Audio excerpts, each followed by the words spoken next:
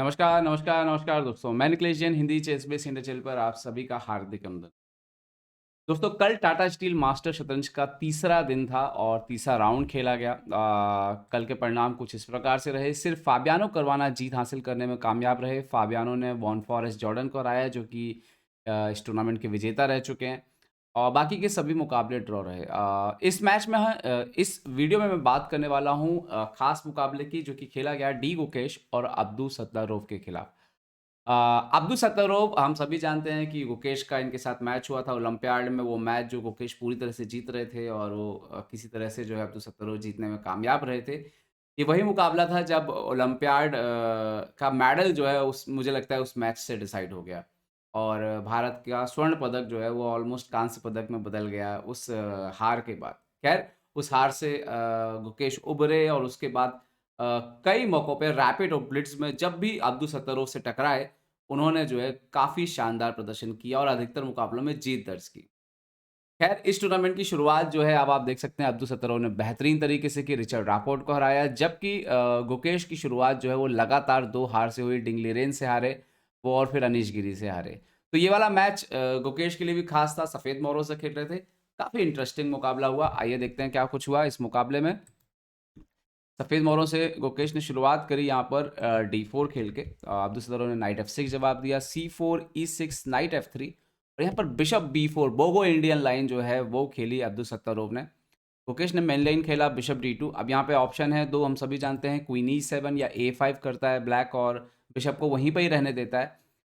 But यहाँ पर अब्दुल सत्तारोव ने तीसरी लाइन चुनी bishop into D2 queen into D2। यहाँ पर मेन ये जो आइडिया रहता है कि आप आपके क्वीन को यहाँ पर लाया जाए और क्योंकि अगर आपने नाइट से मार लिया तो वो नाइट के लिए अच्छा लोकेशन जो है वो वाइट के लिए नहीं माना जाता है। वाइट का नाइट मानते हैं कि C3 पे ज़्यादा बेहतर तरीके से यहाँ पर काम करता है। तो queen into D2 now D5 सो G3 सेटअप लिया यहाँ पर गुकेश ने जो कि सबसे आप कह सकते हो सबसे स्ट्रॉन्ग सेटअप में से एक है। तो अगर कोई आपके खिलाफ बोगो इंडियन खेले तो आप ये सेटअप जो है इसका इस्तेमाल कर सकते हो।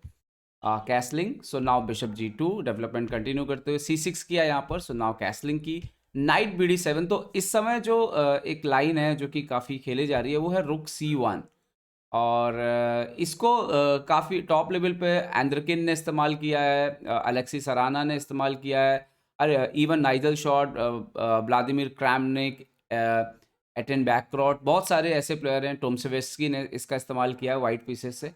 तो काफ़ी स्ट्रॉन्ग लाइन है। क्वीन E7 खेला यहाँ पर अब्दुल सत्तारोव ने और यहाँ पर बहुत एक इंटरेस्टिंग मूव खेलते हैं Gukesh, queen E3। Queen E3 actually में एक आइडिया है। क्वीन E3 से वाइट जो है वो एक तो डायरेक्ट आपका जो E5 आ रहा है उसको रोक रहा है, बेसिक प्लान वही है और ज़रूरत पड़ने पे क्वीन A3 खेलने के लिए तैयार है ताकि आपका जो नाइट क्वीन है वो एक्सचेंज हो जाए यहाँ पर और यहाँ पर नाइट का जो है वो सपोर्ट रहेगा क्वीन के लिए। तो यहाँ पर B6 खेला। अच्छा यहाँ पे अगर कोई सोचे कि नाइट G4 वगैरह खेलें तो क्वीन A3 है यहाँ पर और क्वीन A3 नाइट A3 और ये पोजीशन जो है एक्चुअली करीब इक्वल है और E5 यहाँ पे अगर कोई करेगा तो वो गलत है क्योंकि यहाँ पर एक्सचेंज होगा और उसके बाद अगर इस तरीके से कुछ खेलने की कोशिश की तो ये वाइट के लिए विनिंग हो सकता है। तो खैर ऐसा नहीं हुआ और मैच पे B6 खेला यहाँ पर अब्दुल सत्तारोव ने और पहले गुकेश ने नाइट E5 खेला। अच्छा यहाँ पे इससे पहले जो मैच हुआ था उसमें नाइट BD2 खेला गया था। लेकिन गुकेश ने यहाँ पर और सीन टू D5 भी खेला गया था बट गुकेश ने यहाँ पे खेला नाइट E5 जो कि नॉवेल्टी थी, मतलब इससे पहले कभी भी नाइट E5 नहीं खेला गया था। तो नाइट E5 कंटिन्यू किया development, bishop B7 seen to D5 knight into D5। तो यहाँ पर क्वीन A3 वही आइडिया लगाया जो इससे पहले के एक दो मुकाबलों में यूज़ किया गया था। क्वीन A3 ऑलमोस्ट फोर्स कर रहे हैं क्वीन को एक्सचेंज करने के लिए और तो सबसे पहले night into E5 queen into E7 night into E7 D into E5 रुक A D8। अब ये पोजीशन बोर्ड पर जब आया तो यहाँ पर ना आप देखोगे ध्यान से तो वाइट स्लाइड बेटर आपको लगेगा। रीजन है ये पॉन का यहाँ पे मौजूद होना। दूसरा ये बिशप कंपैरेटिवली इस बिशप से ज़्यादा अच्छा है और C फाइल पे एक दबाव बन रहा है। हालांकि अभी भी वाइट का जो प्रॉब्लम है कि ये नाइट गेम में नहीं आया और ये दोनों रुक का जो स्थिति है, ये जो प्लेस है, ये शायद बेहतर हो सकता है फ्यूचर में। खैर और ऐसा देखने में लगता है कि अभी तो रुक जो है वो अंदर आ रहा है D2 पे। अगर आप नाइट निकालते हो, बट इसके बावजूद गुकेश ने यहाँ पर नाइट निकाला, नाइट B2, क्योंकि यहाँ पर अगर रुक D2 आते हो आप तो रुक D1 आ जाएगा। यहाँ पर रुक B2 नहीं मारा जा सकता क्योंकि रुक D7 के बाद पीस लॉस हो जाएगा, डबल अटैक हो जाएगा। सो जैसे नाइट C3 खेला यहाँ पर, तो यहाँ पर अब्दुल सत्तारोव ने पहले बिशप A6 खेला, बिशप को हटा लिया ताकि वो डबल अटैक का थ्रेट ना रहे। खैर गुकेश ने रुक D2 आ रहा, उसको अभी भी नहीं रोका, उन्होंने खेला किंग F1, रुक D2 आया सो खेला यहाँ पर पहले B3, रुक D8 आए सो खेला किंग E1, G5 खेला यहाँ पर अब्दुल सत्तारोव ने क्वीन साइड किंग साइड से स्पेस लेने की कोशिश की। यहाँ पर खेला बिशप E4, ये इंटरेस्टिंग मूव था बिशप E4, क्योंकि ये जो बिशप था वो बेसिकली उसको और बेहतर डायमेंशन पे लेकर के आए ताकि अब वो इधर भी कंट्रोल करे इस डायगोनल के अलावा। किंग G7 खेला यहाँ पर, सो नाउ रुक D1 फाइनली एक्सचेंज के लिए सामने रखा, रुक D1 रुक D1 रुक D1, नाइट D1 यहाँ पर खेला, नाइट G6 आए तो यहाँ पर बिशप G6 मार दिया। एक्चुअली में ये जो बिशप E4 मूव था ये काफ़ी सोच समझ के गुकेश ने खेला था, क्योंकि उनको पता था कि एक्सचेंज होने के बाद नाइट ऊपर की तरफ आ सकता है और E5 का जो उनका पॉन है जो उनको स्पेस दे रहा है वही उनके लिए मुसीबत बन सकती है, क्योंकि अगर वो पॉन मर गया तो प्रॉब्लम हो सकती है। तो इसीलिए उन्होंने बराबर प्लान किया था और यहाँ पर night versus bishop end game में वो एंटर हो गए।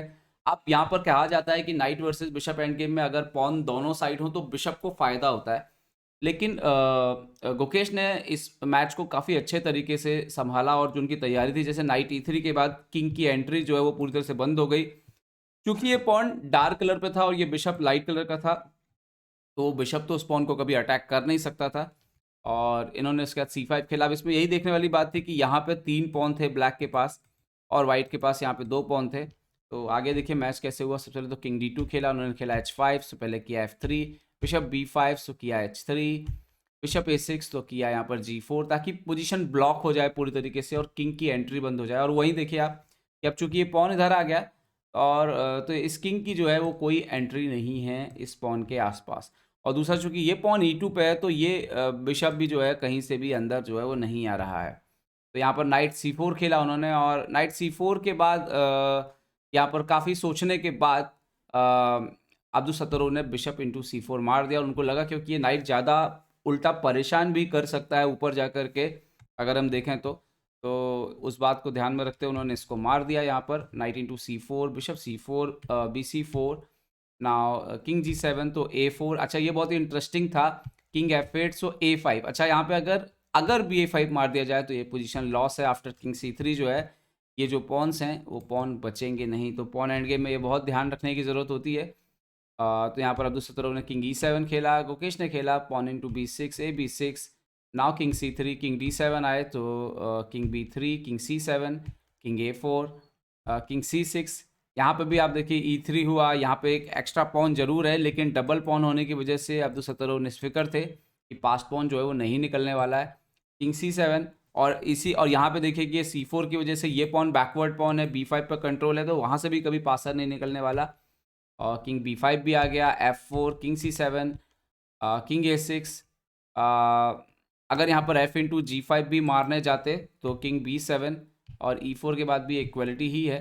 खैर किंग A6 तो इन्होंने खेला king C6, F into G5, king C7 होने वाला कोई छूने की ज़रूरत ही नहीं है क्योंकि अब तो 2 पॉइंट डबल हो चुके हैं। King A7, king C6, king A6, इसके बाद दोनों खिलाड़ी जो है वो ड्रॉ पर सहमत हो गए। तो कुल मिला के हम कह सकते हैं कि एक अच्छा मुकाबला खेला गुकेश के लिए। अगर हम देखें तो लगातार 2 हार के बाद ड्रॉ जो है वो बिल्कुल भी बुरा नहीं है और मुझे लगता है धीरे धीरे इस लंबे टूर्नामेंट में जो कि 13 राउंड का टूर्नामेंट है गुकेश लय में ज़रूर लौटेंगे। उम्मीद करता हूँ इस वीडियो से आपको सीखने मिला होगा। पसंद आया हो तो लाइक शेयर और सब्सक्राइब करना ना भूलें। देखते रहिए chess base India. Chess base India के लिए मैं निखिलेश जैन। जय हिंद दोस्तों।